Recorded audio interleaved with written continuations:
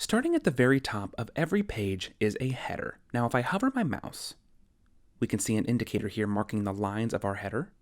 And if I scroll down to the very bottom of our page, we have our footer marked similarly, making up the other half of this sandwich.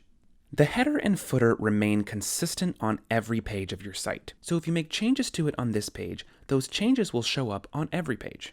This also goes true for widgets. So any widgets that you add to the header or footer will function site-wide, which is good to keep in mind, and it could be a nice time saver for certain things like SEO widgets and social media links. Now for any particular page that you do not want your header to show, simply hover your mouse over like so, and then we'll click on this header prompt to bring up this little drop-down menu. And right here we have an option to hide our header. You've got the specific devices here that you can select, and if we give a click to hide on desktop, our header disappears like so. And then if you decide later that you want to bring it back, no problem at all. Take notice of this little eyeball icon here on the left panel and give that a click. And you'll see the header partially return. Just give one more click on this icon here, and you're then prompted with an option to unhide. Same goes for the footer. Hover your mouse over the footer, and then click on footer.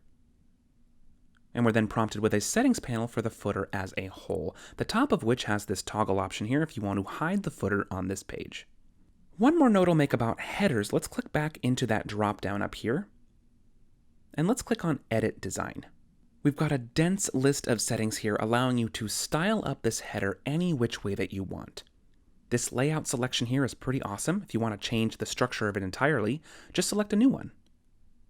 And in just a flash, it's updated in the builder, ready for you to customize further.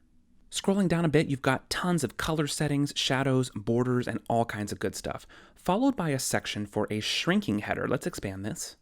And we can see here it's enabled by default. As we start at the top of the page and we scroll down a little bit, we can see the logo and the height of the header shrinks ever so slightly, which looks nice aesthetically and also provides a tad more viewing room for the page's body content. You can customize the intensity of this shrink by configuring the logo shrink size here, followed by your spacing settings for the header here at the bottom. Finally, sitting as the meat of our web page sandwich are the rows and the columns. Now, the next couple videos are going to cover rows and columns in much more thorough detail because, like I mentioned, this is fundamental to how all of the pages are configured here in the builder and definitely makes for easier customization once you've got this part down. As I scroll down the page here, we're looking at a collection of rows stacked one on top of another. You can almost think of the rows like little houses, encasing a selection of content within each.